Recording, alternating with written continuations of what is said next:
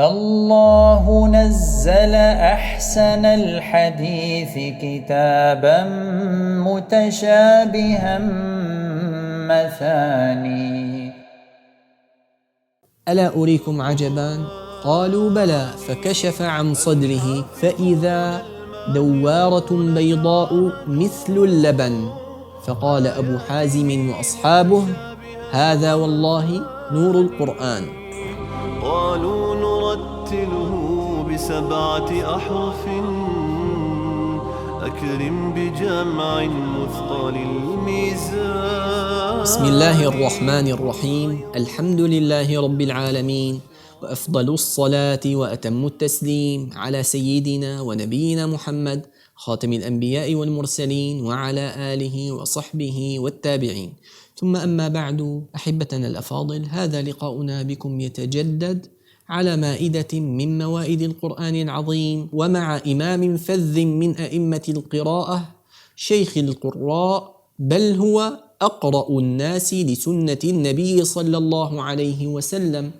إنه الإمام المقرئ المحدث الحاذق المتقن المجود المخزومي المدني، وإليه انتهت مشيخة القراء بالمدينة النبوية بعد الصحابة الكرام رضي الله عنهم وأرضاهم.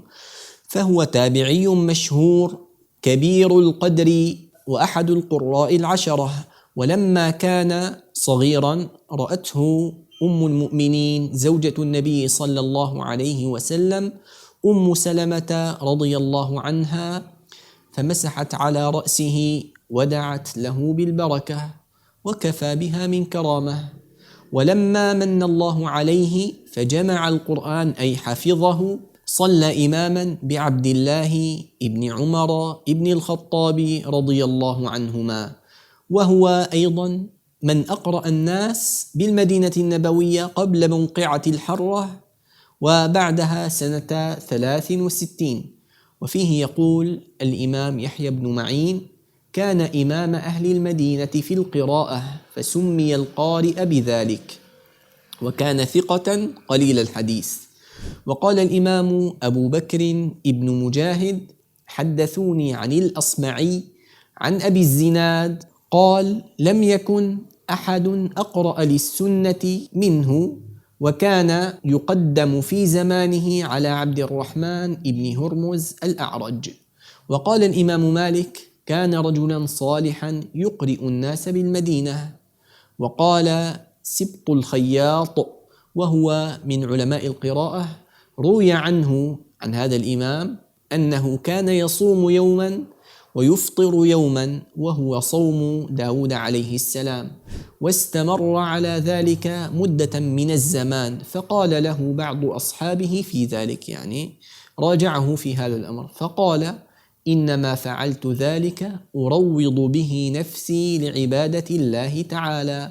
وقال عنه الإمام ابن الجزري رحمه الله تعالى: وقرأت بخط الأستاذ أبي عبد الله القصاع أنه هذا الإمام كان يصلي في جوف الليل 4 تسليمات، يقرأ في كل ركعة بالفاتحة وسورة من طوال المفصل، ويدعو عقيبها لنفسه والمسلمين ولكل من قرأ عليه وقرأ بقراءته بعده وقبله.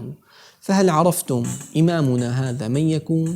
إنه الإمام الثقة الحجة المقرئ، شيخ قراء المدينة في زمانه، يزيد ابن القعقاع أبو جعفر المخزومي المدني. ويقال أن اسمه جندب ابن فيروز، وقيل فيروز. وهو أخذ القراءة عرضا عن مولاه عبد الله بن عياش بن أبي ربيعة وعبد الله بن عباس وأبي هريرة، وروى عنهم الحديث. أخذ القراءة عنه الإمام نافع ابن أبي نعيم وسليمان ابن مسلم ابن جماز وعيسى ابن وردان وأبو عمرو ابن العلاء وعبد الرحمن بن زيد ابن أسلم وإسماعيل ويعقوب ابناه، وأيضا ابنته ميمونة.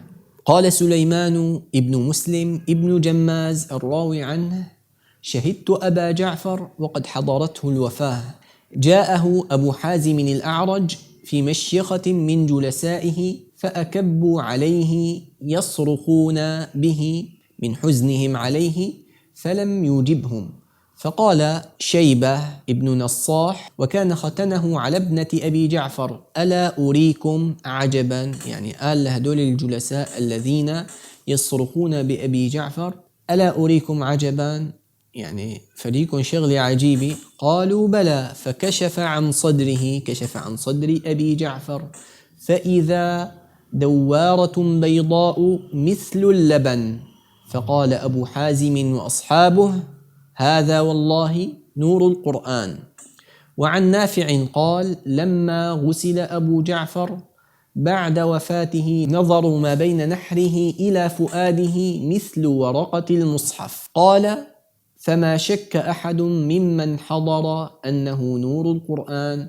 مات الإمام أبو جعفر بالمدينة سنة 30 و100، وقيل سنة 32، وقيل سنة 29، وقيل غير ذلك. وعن سليمان ابن أبي مسلم العمري قال: رأيت أبا جعفر على الكعبة، يعني رأى في الرؤيا الإمام أبو جعفر على الكعبة، فقلت: أبا جعفر؟ فقال: نعم، أقرئ إخواني السلام وأخبرهم أن الله جعلني من الشهداء الأحياء المرزوقين، وأقرئ أبا حازم السلام وقل له يقول لك أبو جعفر الكيس الكيس، فإن الله وملائكته يتراءون مجلسك بالعشيات.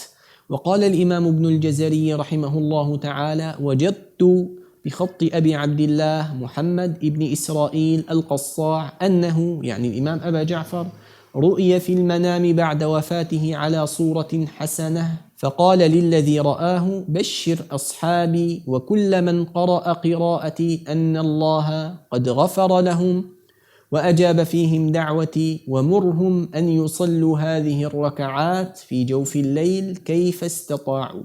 رحم الله الإمام أبا جعفر يزيد بن القعقاع ورضي عنه وجزاه عن المسلمين خير الجزاء. وإلى أن نلقاكم نترككم في رعاية الله وحفظه، والسلام عليكم ورحمة الله تعالى وبركاته.